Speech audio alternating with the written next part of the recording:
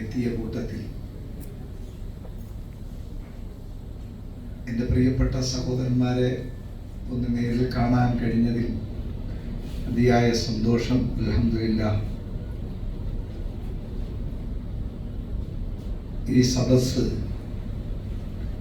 എല്ലാ അർത്ഥത്തിലും അനുഗ്രഹീതമാണ് എന്ന് ഞാൻ പറയാൻ കാരണം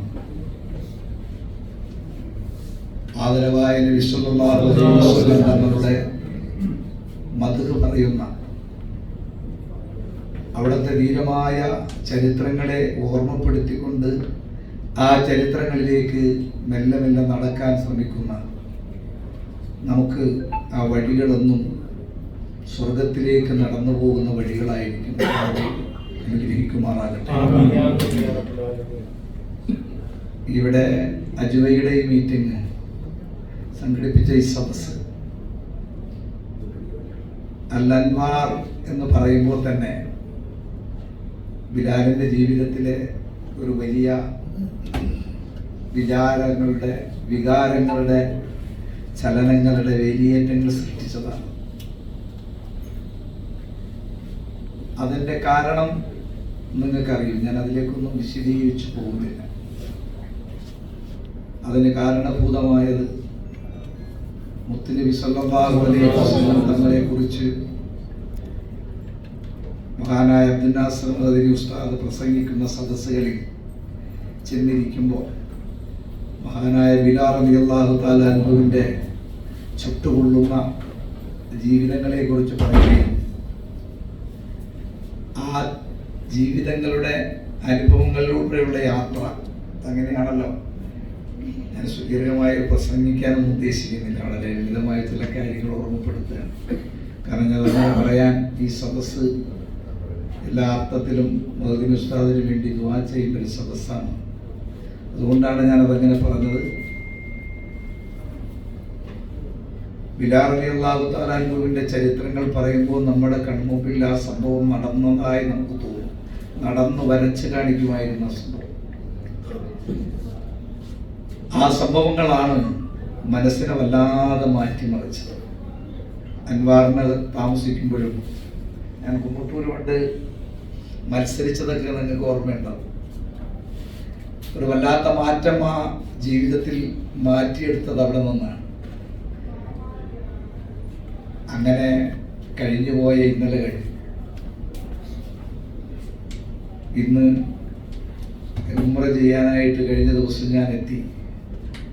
പ്രിയപ്പെട്ട സഹോദരന്മാരെ, ഇന്നലെ വെള്ളിയാഴ്ച രാവ്, ഇന്ന് വെള്ളിയാഴ്ച വൈകുന്നേരം വരെയുള്ള സമയം, ജുമാ കഴിഞ്ഞ് ഏതാണ്ട് 2:30-3 മണി വരെയും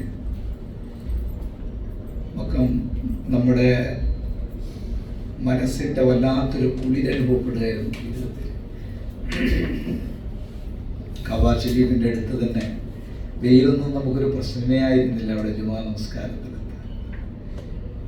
എന്നെ സൃഷ്ടിച്ച, എന്നെ പരിപാലിക്കുന്ന, നമ്മളെല്ലാം കാക്കുന്ന അള്ളാഹുവിൻ്റെ ഭവനത്തിന് മുന്നിൽ ഇരിക്കുമ്പോൾ ഉണ്ടാകുന്ന ഒരു അനുഭൂതി, ഒരു ആനന്ദം, അത് വല്ലാത്തൊരു സംഭവമാണ്. അള്ളാഹു സുബ്ഹാനഹു വ തആല നമുക്ക് എപ്പോഴും അത് കാണാൻ അള്ളാഹു ഇടയാക്കുമാറാകട്ടെ. അതിൽ നിന്ന് പ്രചോദനം കിട്ടാൻ അള്ളാഹു നമുക്ക് ഇടയാക്കുമാറാകട്ടെ. അതിലേക്ക് ഇങ്ങനെ നോക്കിയിരിക്കുക ഒരു വല്ലാത്ത സംഭവമാണ്. ഞാൻ നിങ്ങളെല്ലാം നോക്കുന്നതിനേക്കാൾ ഉപരിയാണ് എന്നെ സംബന്ധിച്ചിടത്തോളം. ഞാൻ കാബത്തിലേക്ക് നോക്കുമ്പോൾ നമ്മുടെ മനസ്സിലുണ്ടായ വിചാരങ്ങൾ വളരെ വലുതാണ്.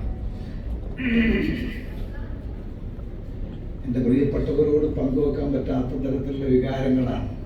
ഒരു പ്രസംഗ സദസ്സല്ലാത്തത് കൊണ്ട് പ്രസംഗ രൂപേണ, പ്രസംഗ രീതിയിൽ അതങ്ങ് അവതരിപ്പിക്കേണ്ടതാണ്. പക്ഷേ അങ്ങനെ ഒരു സദസ്സല്ലാത്തത് കൊണ്ട് അതിലേക്കൊന്നും ഞാൻ പ്രവേശിക്കുന്നില്ല.